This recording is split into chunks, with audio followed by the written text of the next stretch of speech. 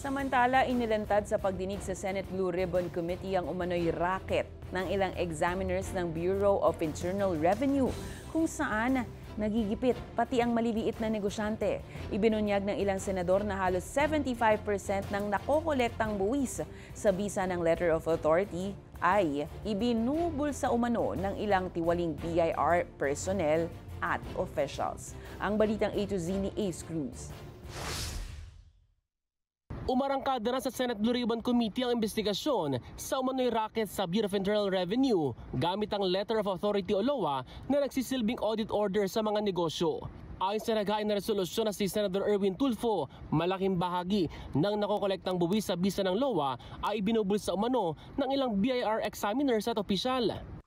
25% lang ng koleksyon kasi napupunta sa gobyerno yung may resibo.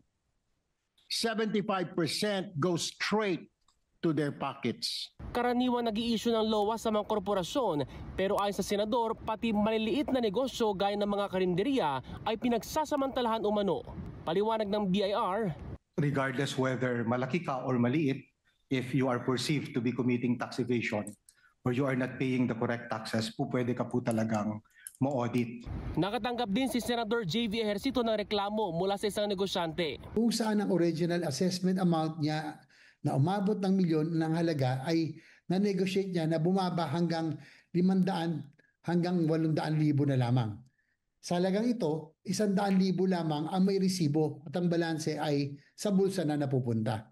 Noong November 24, ipinahinto muna ng BIR ang pag-i-issue ng LOA ng walang pahintulot. They would have to clear it first with the deputy commissioner or with the commissioner.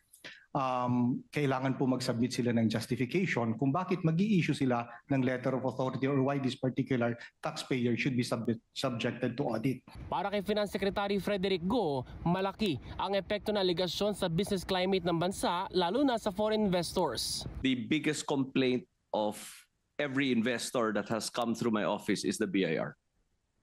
Investor meaning foreign firms or local firms? Both, sir, but mostly foreign.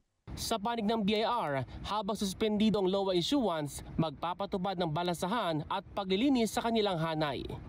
Para sa balitang A to Z, Ace Cruz.